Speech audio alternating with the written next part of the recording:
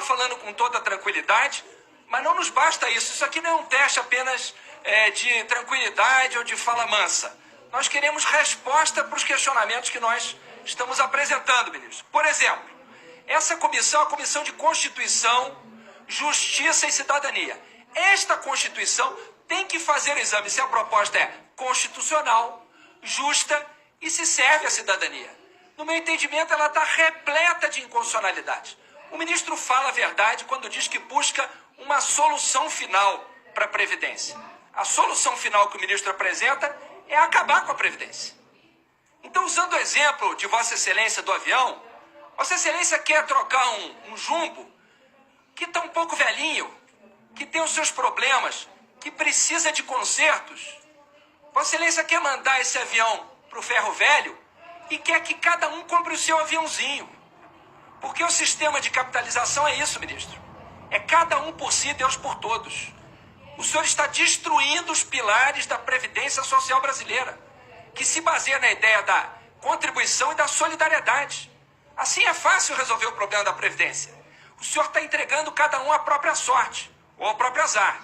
Fazer isso com quem ganha pouco é uma injustiça e uma crueldade sem tamanho. E não é verdade que essa reforma mire nos privilegiados. Não são 83%, como foi dito aqui. Nos 20 anos, ministro, 91,17% da economia que o senhor promete fazer para o país, em cima do regime geral, do BPC e do abono.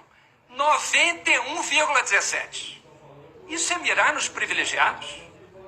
Tirar o abono de quem ganha mais de um salário mínimo é mirar nos privilegiados? O senhor tem coragem de vir a essa casa e dizer que tirar o abono de quem ganha mais de um salário mínimo é mirar nos privilegiados? Mas como é possível fazer isso, ministro? Esse sistema que o senhor quer que o Brasil adote está levando os idosos no Chile ao suicídio. Esse não é o sistema que a gente quer para o Brasil. Eu concordo, e há pouco falou o líder do meu partido, PSB, nós concordamos que são necessários ajustes na Previdência. Se o senhor quer debater privilégios, vamos debatê-los. Mas o senhor não pode dizer que 91,17% miram nos privilégios. Não é verdade, ministro. O senhor não pode comparar o regime geral com a Previdência do Rio de Janeiro. O senhor está comparando banana com farinha. O senhor está comparando banana com um cimento. A Previdência dos Estados é uma Previdência Pública, é um regime próprio, não tem nada a ver com o regime geral. O senhor sabe disso.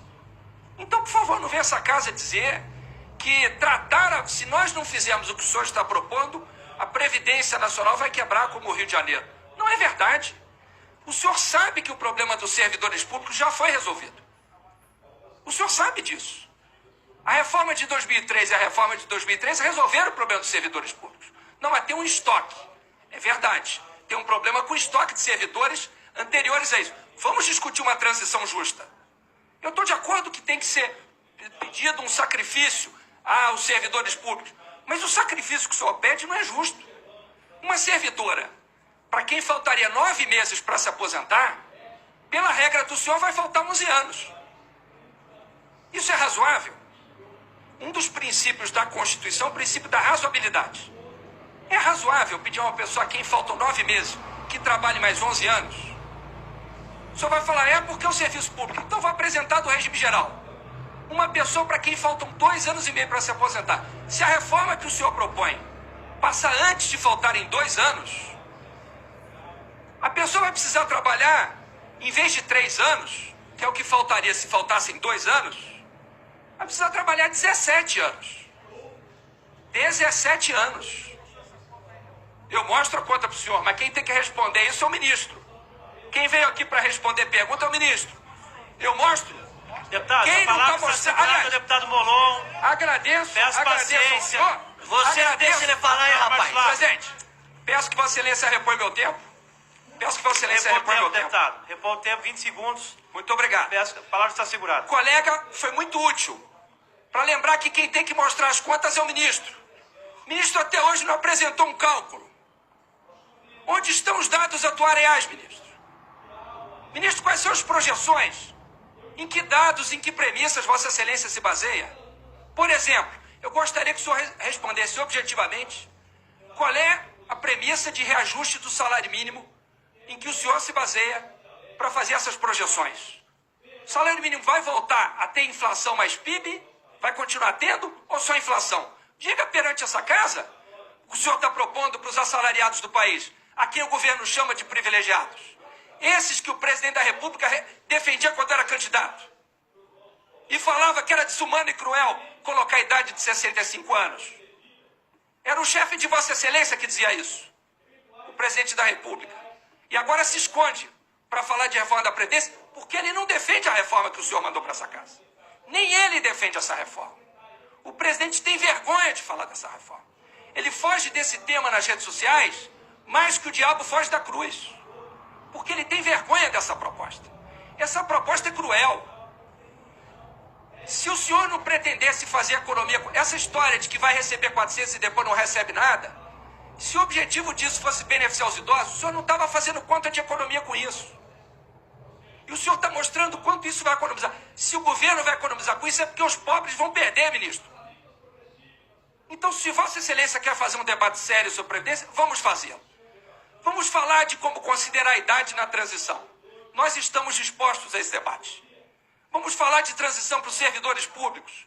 Nós estamos dispostos a esse debate. Vamos falar de como resolver o problema fiscal. Vossa Excelência conte com a oposição para resolver o problema fiscal. Vamos taxar grandes fortunas. Mas mande primeiro, ministro, isso.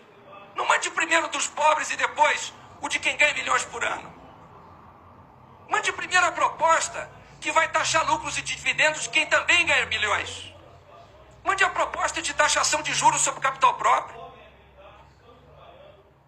Vamos começar por isso. Conte com a oposição para isso. Vamos revogar a MP do trilhão. Vossa Excelência quer economizar 1 trilhão. Há pouquíssimo tempo atrás, no governo Temer, foi aprovada a MP do trilhão, que desonerava as petroleiras estrangeiras em 20 anos em 1 trilhão. Vamos revogar isso e economizar? Conta simples, claro que eu não sei se é esse o número. Eu sei que não é esse o número, mas simples. Vamos economizar então 500 bi em 10 anos? Vamos revogar. Mande para cá um projeto de lei revogando. Nós vamos apoiar. Quer que nós apresentemos? Nós vamos apresentar. A oposição vai apresentar isso. O governo vai apoiar?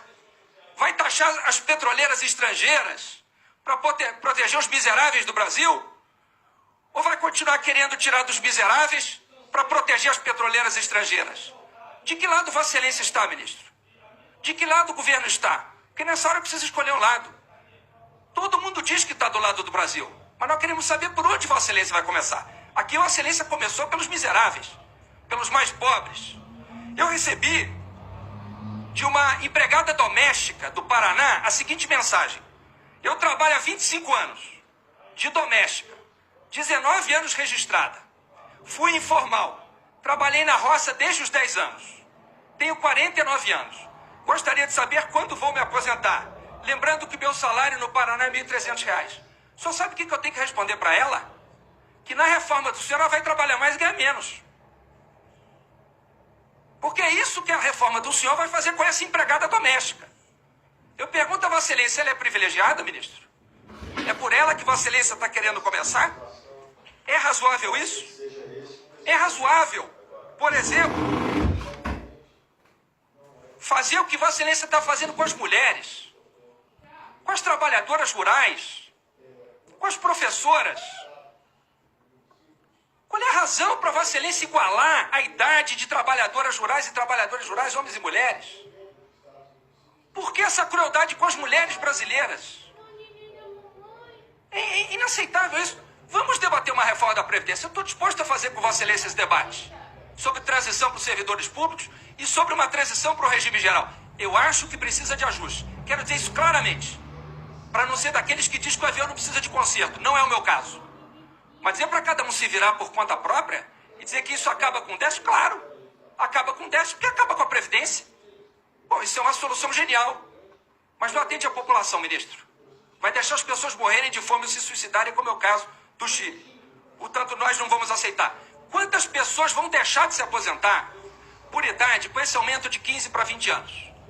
Como talvez seja difícil Vossa Excelência me apresentar uma projeção agora, com a subida da idade, eu pergunto, ano passado, quantas pessoas das 79% que o senhor citou deixariam de se aposentar se em vez de 15 anos fossem 20? Diga pra gente. Essas pessoas ganham até 2 salários. Não é isso? Ganham pouco. Ganham um salário. Então diga quantos por cento vão deixar... É essa economia que Vossa Excelência quer fazer? Vamos fazer economia, ministro. Mas não em cima de quem mais precisa. Por fim, retira-se o piso de um salário mínimo para pensão por morte. Eu não acredito que essa comissão vai mandar essa PEC assim para a comissão especial. Duvido, presidente Francisquini.